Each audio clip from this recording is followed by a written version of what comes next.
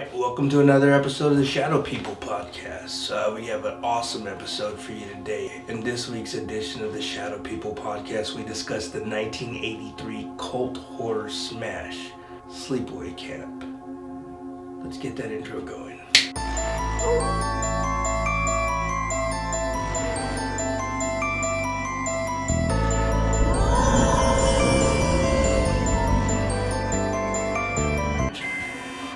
Before I go on any further, I must warn you that there will be some spoilers. This movie is 35 years old, so if you haven't seen it, you can't call me a dick for spoiling it, alright?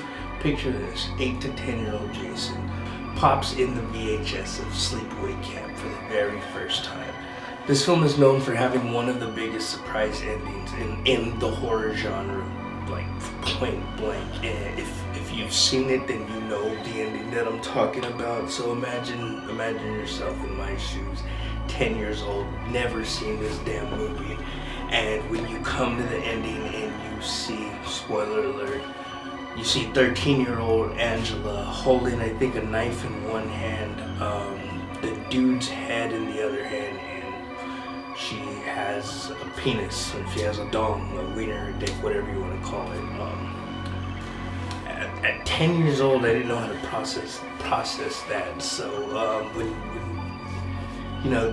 when I saw this ending for the first time, it literally blew my mind because I didn't know what I was watching.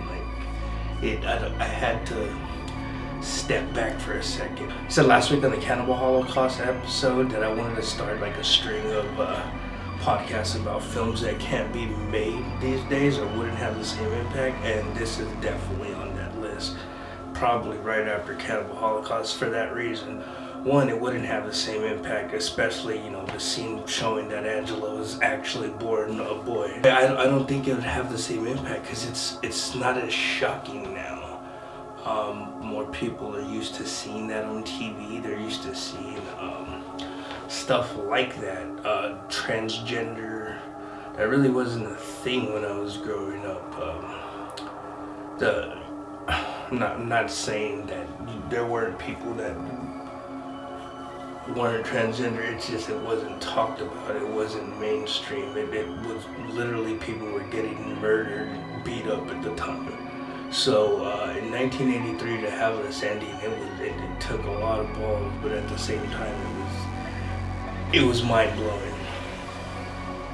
So it might have been a little cheesy of me to start at the end, but that ending being as it was, you sort of can't help but bring that up at the beginning. Besides, the acting wasn't great in this film, but as you can see, most 80s horror, it didn't rely on great acting. It was mostly just great editing, effects.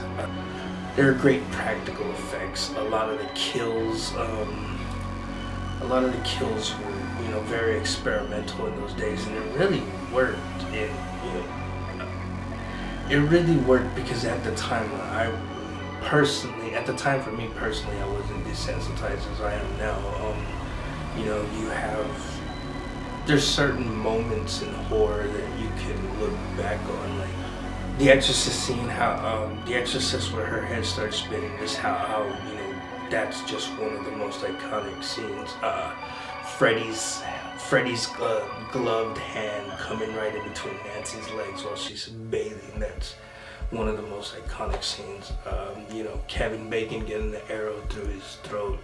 Those are the things that you think of. And for Sleepaway Camp, it's, Angela making that face holding homeboy's head with, her penis, which isn't her penis. It was a male actor that had, I guess, a die cast of Angela's head, or I don't know how it was. I think it was a die cast in front, and it's just he was of age. He was at least 18, and so he stood naked for that.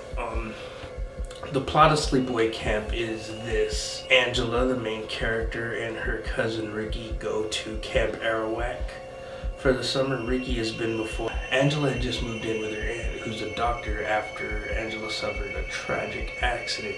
In the beginning, it shows the tragic accident. Basically, they were boating The two kids are playing in the water. A boat freaking goes over one of them. One of them dies. So it goes several years later, and she moves in with her crazy aunt who, oh man, the lady who plays this, the horrid acting. Luckily it only shows her in one scene, but yeah. So Angela and her cousin Ricky go to this camp. Angela gets picked on because she's very timid, she's real shy and introverted, she doesn't really talk much.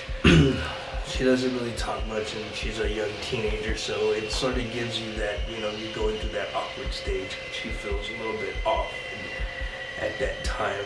Another reason why they couldn't make this film today is, or why they probably shouldn't make this film today, is the whole, there's a cook who's a pedophile named Artie, I believe, and some of the lines that he says are pretty messed up. I'll repeat them, but so in the beginning when the campers are getting there, he like mumbles under his breath, or to one of the other cooks, where I'm from we call them baldies, and it's one of those lines, I guess. It's one of those lines in the film where it makes you happy when he dies. So the death is just maybe the line is in poor taste, but a lot of things in this film are. But hey, a lot of things in horror are in poor taste. So you know, why not throw it the fuck in there? He meets his demise, rightfully so. Most of the people who are murdered in this are bullied, or who are bullies, and pretty much deserve the deaths. I think this was a little bit I think this was a little bit different. You know, most other horror films, they kill because the teenagers are having sex, and in the sequels to Sleepaway Camp, that is certainly why they do kill.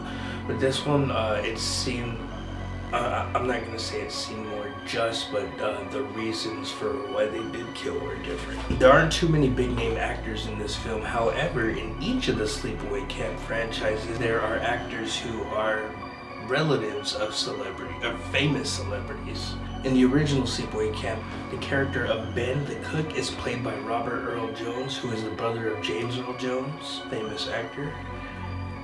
In part 2, the person who plays the role of Angela is Pamela Springsteen, who is the sister of none other than the boss, Bruce Springsteen. And also the survivor girl in part 2. Also, the survivor girl in part 2 is played by none other than Renee Estevez, the sister of Charlie Sheen and Emilio Estevez, daughter of Martin Sheen. Some fun facts, the character who played Angela in the original, Felissa Rose, she married Darren Miller, the lead singer of the band CKY, which is the lead singer of the band CKY, also known as Camp Kill Yourself. Darren Miller stated that he had fallen in love with her pretty much since he saw this movie. He always had a big crush on her, and when he finally got to meet her, it was like it was love at first sight, which I thought was pretty cool. There have been, I believe, 5 or 6 different Sleepaway Camp films and there are talks of a reboot of the Sleepaway Camp franchise slated for 2019. I don't know how I feel about the reboot. Like I said, they couldn't make this film these days. So if they do reboot it to the original, I think it'll still have the surprise ending. I'm not sure if it's gonna leave in the pedophilia, or if they do leave in the pedophilia, I doubt the lines are gonna be that obscene. But who knows? It's horror, and it is. I think it's being produced by the same person, and maybe written and directed. It's Robert Hiltzik, if I'm not mistaken. So it's still in the pre-production phases. So there's nothing set in stone. A lot of times they're in production hell. So who knows when we'll get to see when this movie comes out. Some of the kills are pretty creative. I know. It never really shows anything, leaves a lot to the imagination. The the decapitation of Paul is pretty gruesome. It doesn't show much. It just shows her holding his head at the end. But that scene sort of just burns itself inside your eyes, and you get to sit with it for a while. And I really like that. So basically, the big ending for the movie, if you haven't seen it or you really weren't able to piece it together, is that the death in the beginning, which is there was two twins and they were the ones playing in the water when the boat ran over them. It was a boy and a girl. So it made it look like Angela was the girl that survived, but when all along it was the boy who survived. They just raised him like the girl, I guess, to honor her memory. So it was almost like a Jason-esque type thing, but with a really fucked up twist. I know in most horror magazines it's ranked like, top 5 as far as like craziest twists ever. Another fun factor tidbit is the actress who played Angela. She wanted to reprise her role in the sequels, part 2 and 3, but she was going to an art school and she had already... If she would have reprised her role in the 2 films, she wouldn't have been able to attend NYU and probably would have lost her place. So she decided on school and passed on the acting. She did reprise her role in Return to Sleepaway Camp, which wasn't as good, but I'll probably get to the sequels. I'll probably be getting to the sequels someday because I love parts 2 and 3. Those have more TNA and were more to the